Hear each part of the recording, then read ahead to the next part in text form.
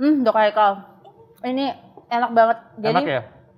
sebagai pencinta udang, approve dok. Ini enak banget. Approve ya. Jadi pemirsa di rumah bisa langsung praktekin. Ini sehat, gampang, dan juga enak. Nah, tadi kita udah mengolah udang bakar madu ya. Namun sebelum kita masuk ke menu berikutnya, ada fakta mitos yang mengatakan dok, yang mesti diluruskan. Udang mengandung kolesterol tinggi. Nah, ini fakta atau mitos dok? Ya, ini tadi ya dok, sebetulnya termasuk fakta.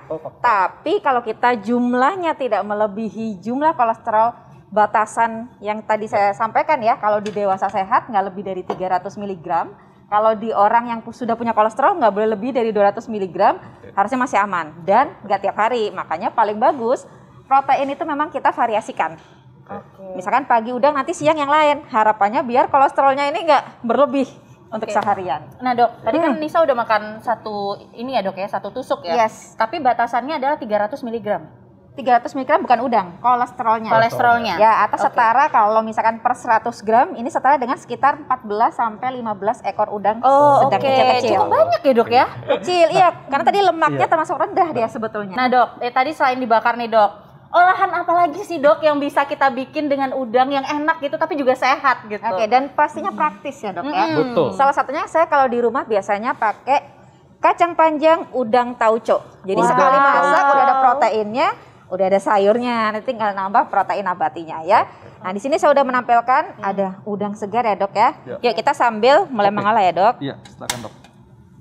Nah jadi ini udangnya ini nggak dicopotin ya dok ya kulitnya ya? Nah karena dia yang kecil bukan yang besar dok. Iya. Gitu. Tapi Ini kita oleskan minyak dok ya. iya, jangan pernah dituang ya untuk bisa meminimalisir minyaknya. Tujuannya tuh pemirsa, jadi cukup dioles-oles aja untuk supaya nggak lengket ya dok ya? Betul.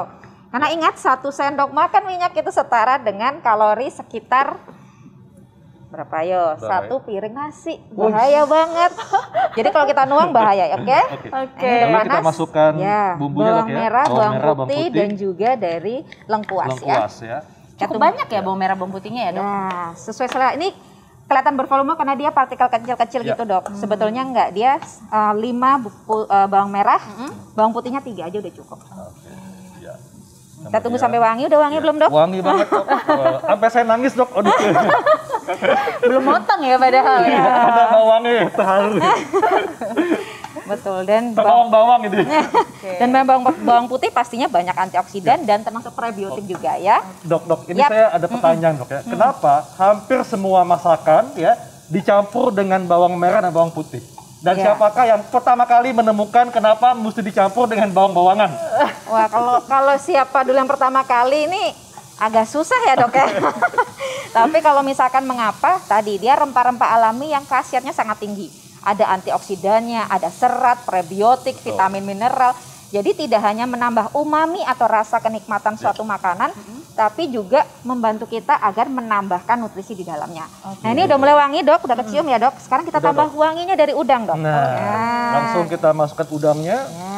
Ini udangnya berapa gram dok kira-kira? Ini kira-kira sekitar 250, jadi bisa untuk 2 sampai 3 sajian. Jadi untuk suami istri mungkin atau sama anaknya ya. Kita tunggu agak wangi dulu ya. Wah, ini wanginya udah mulai membaur ya. Betul. Antara bawang dan udang. Tapi nih dok, ini ada pertanyaan, mungkin pertanyaan yang bikin bertanya-tanya ya dok. Iya.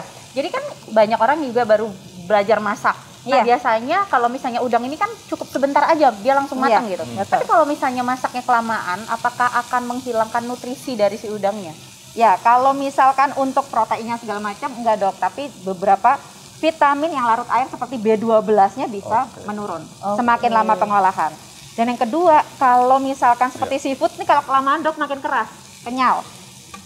Jadi otomatis kurang nikmat juga untuk lansia atau anak-anak pastinya ya. Nah, ngomongin lansia dok ya, ini ada yang mengatakan kalau konsumsi udang bisa membantu mencegah osteoporosis. Ini fakta atau mitos dok? Ya, ini adalah fakta. Fakta.